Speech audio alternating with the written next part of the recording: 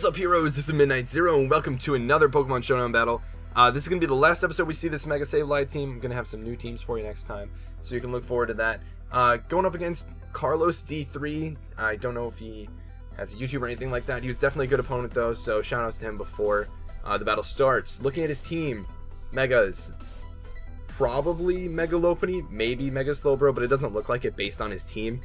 He seems like he's going to want to use that Slowbro for a defensive Regenerator Core. As far as hazards, you might want to go with Heatran to set up Stealth Rocks. Sylveon can be a bulkier supporter set, maybe. Thundurus to maybe go with Prankster Taunts or Thunder Waves as a lead, but I'm really not sure. But I also don't see a glaring counter to Sableye other than Sylveon or even Heatran a little bit, so we'll see. I think I'm going to lead off with my Sableye. He leads off with Heatran. That's okay with me. He's got a balloon, which lets me know that he's a little bit more offensive, probably. So I'm able to tank a Lava Plume, and I'm just going to go for knockoff, hopefully pop this balloon, and then I can send in Manaphy to tank whatever this Heatran has to offer. He goes for Earth Power, so he's already revealing Lava Plume and Earth Power as two of his moves. Gets the Spidef drop, which is really unfortunate. However, I'm able to click Scald and hopefully get a burn on whatever comes in. Switches in Sylveon, which is really surprising, because I wouldn't think of Sylveon as a wall. But I'm not sure if he's going to go for a Fairy type attack. My Excadrill is built for this. It's a Fairy Slayer with Iron Head and a special tank, so I've got a free switch into my Excadrill there. I'm just going to go for a Toxic, knowing he's going to switch something else in that's not Heatran, because Heatran would get wrecked by Earthquake. So he sends in his Lopunny, which is probably going to Mega Evolve, go for Fake Out. So I send in my Physical Wall, Batman, who's going to be able to take anything this Lopunny has to offer, like a Champ, as toxic damage is building. So he's going to switch out. I'm able to get my Stealth Rocks up, but I don't actually. I just go for Earthquake. I guess I just wanted damage on whatever was coming in, because it likely wasn't Thundurus, that's why. So Conch Elder, let me know it's definitely an offensive set because it has Guts, the Flame Orb. He goes for Knockoff. Now I know another Knockoff won't do as much damage, so I'm expecting him to switch out into something else because he doesn't want to take a Scald, or let me set up. So he switches in Thundurus, but because of Taunt and T-Wave, like, I can definitely take that thing.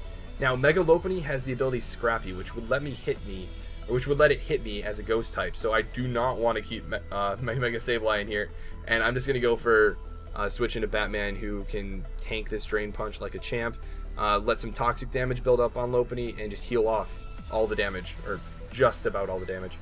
So again, he's not going to want to switch in Thundurus, so I'm going to get Earthquake damage off on whatever he switches in. Now I do think I am faster here, so I'm going to go for U-turn, get a solid chunk of damage on him as I switch out into my Manaphy, which is able to wall Slowbro really well. He goes for Scald, does like close to nothing, but he gets the burn, which is really annoying because after burn damage, I can't take a Scald plus burn damage or something else like that. I'm not sure if I outspeed, so I don't want to take the chance with Rain Dance, and I'm just going to U-turn out. He goes for Slack Off, but at this point I can send in Clefable, who can definitely sponge any of Slowbro's attacks and is able to heal up Manaphy, so it doesn't take burn damage, and can switch in on the Slowbro again if necessary. However, he starts Calm Minding, and I'm like, bro, do you even know that I'm unaware Clefable? So all of his stat changes aren't considered in the calculations whenever he attacks me or I attack him, but all of mine are. So he does Psychic, it does 17%, even though he's at +2 and I'm at +2. So I just don't get it. And now I'm going for the Moonblast. It does so much damage. He goes for the Scald, and I'm like, bruh, none of your stat boosts are affecting me in the slightest. He might think that it's because we like had the same amount of boost or something like that, but no, I'm unaware Clefable, so I'm able to take out that Slowbro, which is really nice because that was his main counter to my Gliscor and Excadrill. He goes for the T-Wave, which is really annoying, but Moonblast is 87%, which is really good. I should have just gone for another Moonblast here. However, I get greedy because he goes for a Thunderbolt, and I just go for Heal Ball to get rid of the paralysis. However, because he outspeeds, he can keep paralyzing me and just healing off damage. So I made a bad play not going for Moonblast there, but he gets the T-Bolt, which is a critical hit, so it does so much damage, and it gets the Parahacks, and I get fully paralyzed. But another T-Bolt won't take me out, so I'm going to end up going for Moonlight because I have to recover this thing, and for the next couple turns, it's just going to be me trying to Heal Bell off after healing up with Moonlight. So I do take a little bit of a gamble here, trying to heal off the damage and risking, you know, getting hit by another crit. Because of the power hacks there, I'm going to end up with like 15% less health than I would have after killing this thing. But I'm okay with that. I don't really need this Clefable too much anymore.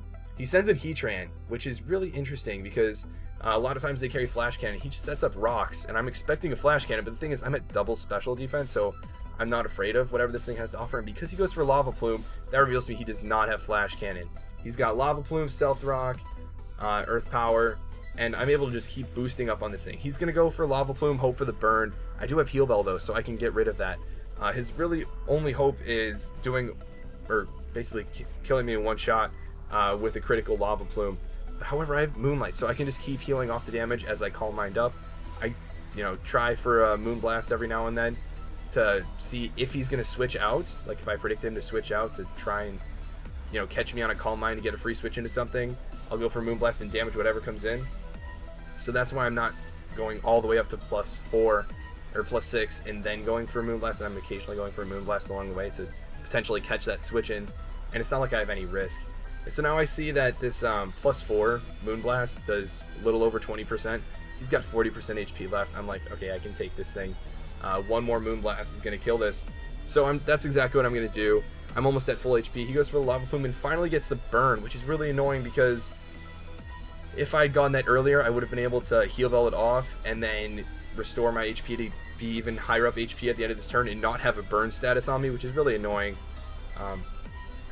But Lopunny comes out, I send in Batman, which is, you know, my usual standard counter. He goes for Fake Out, maybe expecting the Clefable to switch in, or stay in.